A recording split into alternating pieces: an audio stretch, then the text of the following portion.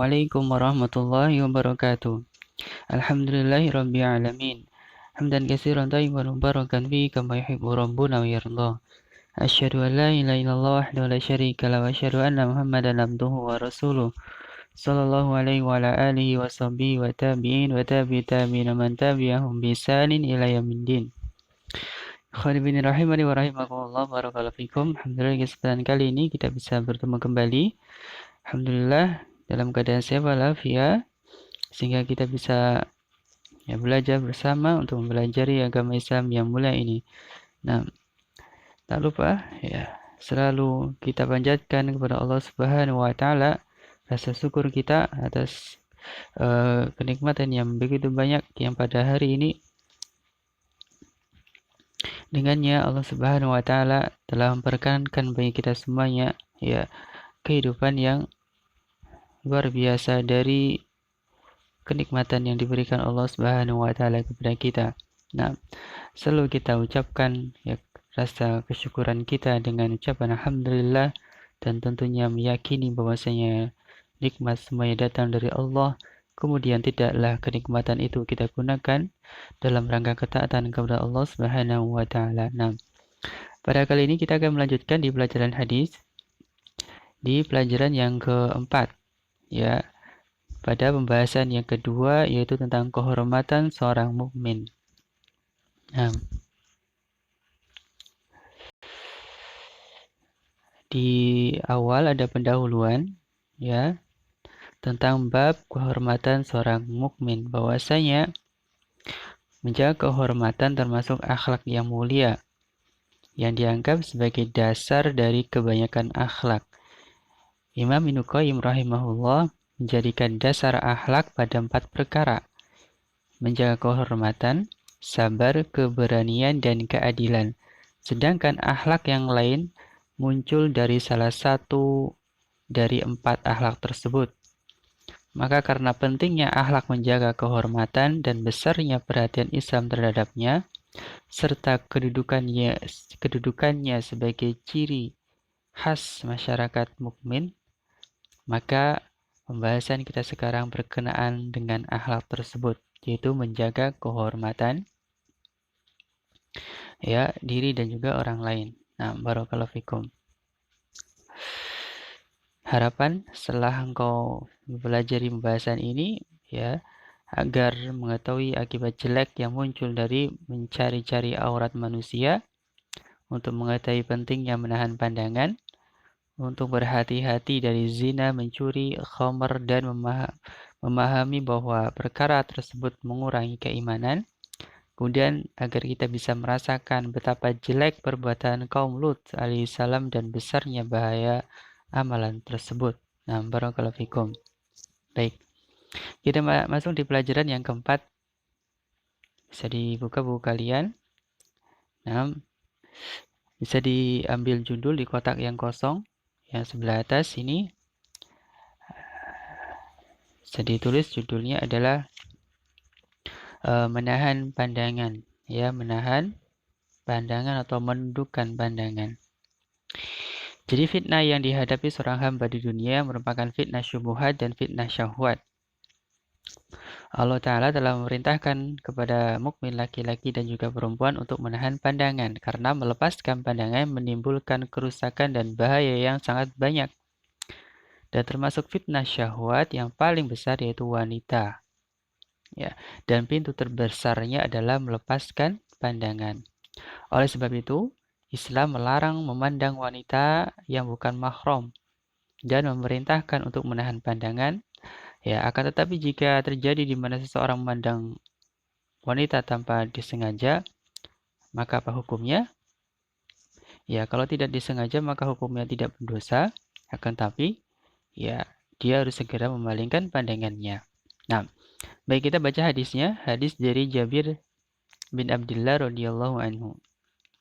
Nah, an Jabir bin Abdullah al-Bajali radhiyallahu anhu qala sa'altu Rasulullah sallallahu alaihi wasallam an nadratil fuja'ah amaroni an asrifa basari. Dari Jabir bin Abdillah Al-Bajali radhiyallahu anhu berkata, aku bertanya kepada Rasul sallallahu alaihi wasallam tentang pandangan yang tidak disengaja. Maka beliau memerintahkan diriku untuk memalingkan pandanganku. Hadis riwayat Muslim. Nah, judulnya tadi sudah ya, menahan pandangan atau menundukkan pandangan. Nah, ada kosakata nadratil fuja'ah artinya memandang wanita asing secara tidak disengaja. An asrifa basarihi artinya ya memalingkan pandanganku ya, memalingkan pandangan. Kemudian makna dan inti hadis wajibnya menundukkan pandangan dan memalingkan pandangan dari yang diharamkan oleh Allah. Dan Allah telah memerintahkan hal tersebut di dalam surah An-Nur. Ini ayat yang ke-30 ya. Ayat yang ke-30 di dalam surat An-Nur. Nah, di mana Allah Ta'ala berfirman, bisa kalian catat aja di surat An-Nur ayat yang ke-30. Allah Ta'ala berfirman, Kullil mu'minina yahuddu min awsarihim wa yahfadu furujahum dzalika azka lahum innallaha khabirum bima yasnaun. Nah, katakanlah kepada laki-laki yang beriman agar mereka menjaga pandangannya dan memelihara kemaluannya. Yang demikian itu lebih suci bagi mereka. Ya, sungguh Allah Maha mengetahui apa yang mereka perbuat. Nah, ini dalil tentang wajibnya menahan pandangan atau menundukkan pandangan ya dari yang haram. Nah, kemudian yang kedua, menundukkan pandangan merupakan tanda kebersihan jiwa dan mencerdaskan akhlak dan bagusnya muamalah serta amanah pelakunya, berbeda dengan orang yang mengumbar pandangan. Ya, hal ini menunjukkan sikap khianat dan kotornya jiwa serta jeleknya akhlak. Nah, jadi diusahakan kita untuk selalu menahan pandangan. Baik, di antara hasil ya dari menahan pandangan yaitu satu, jauh dari perbuatan maksiat. Nanti bisa kalian tulis ya. Yang satu adalah ini. Yang dua, ya apa di antara hasil menahan pandangan? Ini sudah ada di sini ya, kebersihan jiwa. Terus apa lagi? Kecerdasan akhlak ya. Dan tentunya apa? Dari menahan pandangan adalah pahala yang besar di sisi Allah Subhanahu wa taala. Nah, dan juga ya kita bisa menjaga dari kehormatan orang lain. Nah, kemudian yang nomor 4 tentang melepas pandangan mengakibatkan kerusakan yang sangat banyak. Di antaranya adalah tersebarnya kekejian. Terus apa lagi? Iya, kotornya jiwa, ya. Terus juga terjerumus ke dalam kemaksiatan. Nah, terus juga bisa merendahkan kehormatan orang lain, ya. Dan yang lain-lainnya bisa kalian tulis ya di sini tentang bahaya melepaskan pandangan. Nah, dan yang kelima, memandang kepada yang diharamkan oleh Allah jika tidak disengaja maka tidak berdosa. Akan tetapi harus segera menahan atau memalingkan pandangan. Ya, jadi tidak meneruskan pandangannya. Jadi yang dimaafkan adalah pandangan yang pertama. Ya, berarti yang tidak disengaja. Nah, misalnya kita sedang di jalan, tentunya kita harus lihat jalan. Nah, misalnya sedang naik motor begitu, tiba-tiba melihat ya sesuatu yang diharamkan oleh Allah, maka ya segera kita palingkan. Ya, jangan memandang terus, tapi kita palingkan. Nah, kemudian semakin besar dari dosa memandang jika dilakukan dengan mencari-cari atau mencuri-curi pandangan. Ya, ini apa di sini?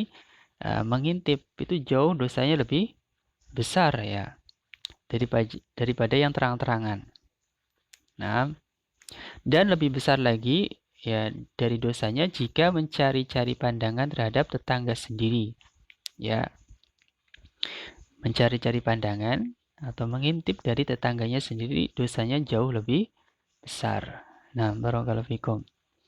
Kemudian perintah menahan pandangan mencakup menahan pandangan dari wanita asing, baik itu melalui televisi, internet, HP, majalah, dan lain-lainnya. Ya, ini mungkin di zaman ini sangat-sangat susah ya. Nah, barakallahu fikum. Ya, paling tidak kita bertakwa kepada Allah ya semampu kita. Ya, kita buka HP saja, ya kadang sudah muncul ada gambar wanita. Ya, buka internet sudah ada muncul iklan gambar wanita juga. Ini susah di zaman ini. Ya, nah, yang penting kita bertakwa kepada Allah. Kemudian yang kedelapan, dikecualikan dari memandang yang haram jika dibutuhkan. Seperti seorang laki-laki yang eh, melihat wanita yang akan dilamarnya atau istilahnya nazar ya. Nah, ini boleh ya. Atau seorang dokter melihat kepada pasiennya dalam kondisi yang dibutuhkan. Ya, maka ini tidak mengapa. Nah, jadi dikecualikan memandang yang haram jika dibutuhkan. Tadi ya, ada seorang laki-laki yang memandang wanita yang niatnya untuk dinikahi, maka dia boleh. Bahkan ini disyariatkan. Nah, barakallahu fikum, kita lanjutkan. Apa hubungan antara menahan pandangan dengan amanah? Apa kalian ada yang tahu? Ya, menahan pandangan adalah termasuk dari ya penunaian amanah. Nah, amanah kita apa? Ya, kita diberi Allah berupa mata ini. Mata ini adalah amanah dari Allah. Digunakan untuk apa? Seharusnya digunakan sesuai dengan amanahnya. Nah, amanahnya kira-kira apa? Pesan dari amanah Allah menjadikan mata ini tentunya untuk dalam rangka untuk ketaatan kepada Allah Subhanahu wa taala. Nah, dan bentuk amanah yang lainnya ya. Sekarang ke praktik perilaku.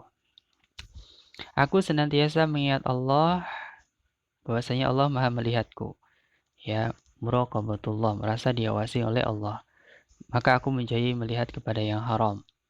Diusahakan ya di zaman ini sebisa-bisa mungkin kita untuk menjauhi mata ini dari melihat yang bukan mahramnya atau hal-hal yang haram.